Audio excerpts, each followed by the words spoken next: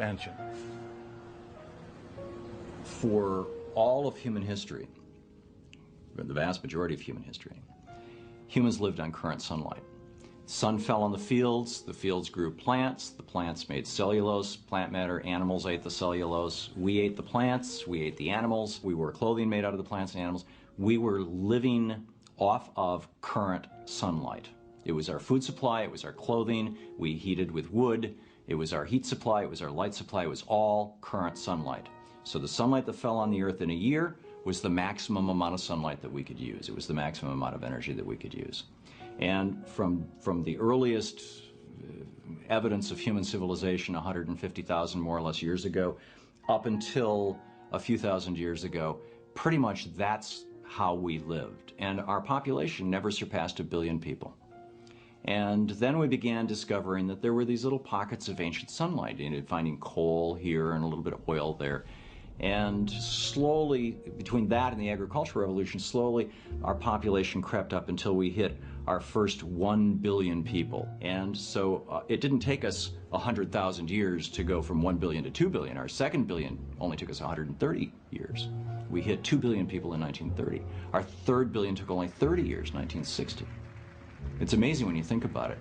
When John Kennedy was inaugurated, there were half as many people on the planet as there are today. And the reason that we've been able to have this exponential growth of population is because we're creating food and clothing and everything else, transportation. We're doing it all with this ancient sunlight that was stored in the earth 300 and 400 million years ago.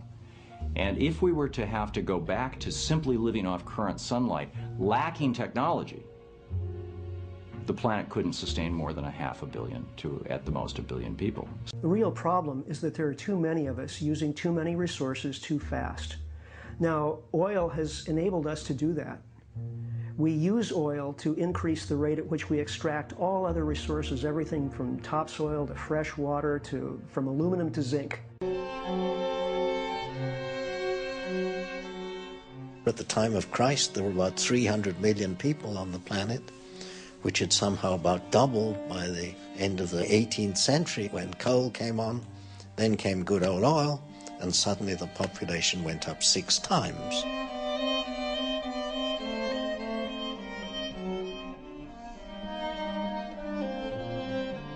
I don't think that we could sustain the present population of the globe, much less what it will be in 20 or 30 years, without the use of petrochemicals. Does it mean we've got to go back to a population not much different from what it was before oil?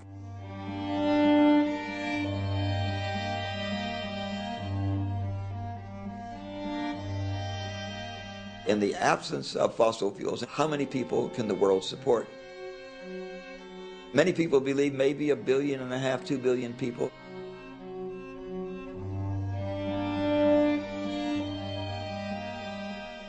You don't often hope you're wrong. I really hope I'm wrong.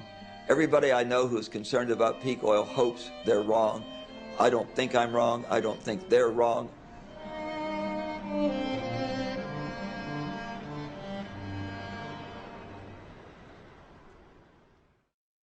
But surely an aware society can learn to live sustainably. The term sustainable development is a contradiction in terms we can have no kind of development. We've gone much too far. What we need is a sustainable retreat from the mess that we're now in. We have perhaps 1 in 4 mammals now on the threatened list. We have 1/3 of all amphibians on the threatened list. So we know that we are progressively pushing more and more species to the edge of extinction. We have lost half of the world's forests, half of the world's wetlands, half of the world's grasslands. We are systematically eradicating many of the habitats that make up the world's ecosystems. Species after species of animals have been going extinct, but the crisis that we face now is that the rate of extinction is accelerating and that it will really reach biblical proportions within a few decades. We now face an extinction episode on this planet comparable to that which marked the end of the dinosaurs about 65 million years ago, largely driven by habitat change, driven by the release of pollution into the environment, by global warming. All these things are combining in a series of forces that's likely to lead, if we don't take action very soon, to the extinction of a large proportion of this Earth's wildlife species. So is the ultimate problem for wilderness worldwide that there are simply too many people? One thing that's always worried me about the environment movement for the last 30 years is their inability to get their heads around the importance of population. I find it staggering that that is still downgraded as an issue. There's a sense it's somehow politically incorrect to talk about population. But the issue of population lies absolutely at the heart of the destruction of the natural world today. If we had to find a way of creating a sustainable future for 1 billion people, I can assure you it would be a great deal simpler and a lot better for the natural world than trying to find a solution for 6 billion people, let alone 9 billion people, which will be the population of this planet by the middle of this century, by 2050. So ignoring population strikes me as the biggest own goal that the environment movement has ever scored. I wouldn't like to, so to speak, to push the problem off onto overpopulation in the way that has sometimes been fashionable. You know, people saying, well, the real problem about the environment is that there are too many people in Africa and India, usually. In other words, it's not about us. So overpopulation has to be seen as a global issue, not just something that we can tell other people to do something about. If we all live on this planet the way Americans currently live, we would need 3 planets to support the Earth's current population. The trouble is that much of the rest of the world wants to live and spend like Americans. The conventional view is that the economy is there to produce goods and services, and the more we produce and consume, the better off we'll be. But there's a lot of evidence to show that that's not really the case. Consumption of goods and services only improves people's sense of satisfaction up to a fairly low threshold, beyond which it becomes counterproductive in terms of their long-term well-being. Our focus on consumption is a form of psychological junk food. It's something that makes us feel good temporarily, but in the end, it makes us unhealthy. Still, consumerism would have less impact on the planet if there weren't so many people. There are 6 billion of us now. How many should there be? When one tries to get at a number, my guess is somewhere between 500 million people and 1 billion, no more than that.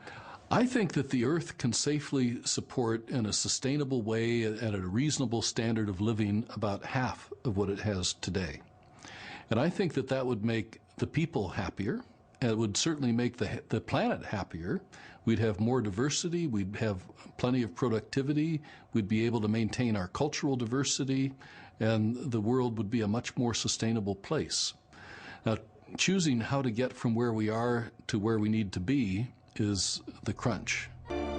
As population grows, one of the first resources to come under pressure is fresh water. For example, the mighty Colorado River that carved out the Grand Canyon isn't very mighty anymore. Well, the Colorado actually is no longer reaching the sea in most years. And this is a very clear sign that the health of the river is in pretty bad shape. And so there's a disconnection of ecological service here. That river's job is to deliver fresh water and nutrients and sediment to deltas, and they're no longer doing that work. And that has an implication for the species that live there. And so in the case of the Colorado, we see signs of diminishing productivity in the fisheries in the upper Gulf of California. We've gone about meeting these human needs in a very simple way, which is every time we need more water, we go out and find it. We tap another river, we build another dam, we tap more groundwater, and take more out of the natural world. Like almost every other big river in the world, the Colorado has been dammed. You know, just 50 years ago, around 1950, we had 5,000 large dams around the world. Today we have 45,000 large dams around the world, which means we've been building 2 large dams every day for half a century. So this is a very, very large change in the hydrologic environment. And dams don't always stop at generating electricity. They also extract water for irrigation. We have to take a lot of water out of the natural world in order to put it on cropland. And this land is really important to us. We do get 40% of our food from irrigated land, even though that land makes up less than 20% of the whole cropland base. So it's really important land. But it requires that we intervene in a major way into the hydrologic cycle. 70% of all the water we take out of rivers, lakes, aquifers goes to irrigation. So it consumes the lion's share of the water that we're taking out of the natural world.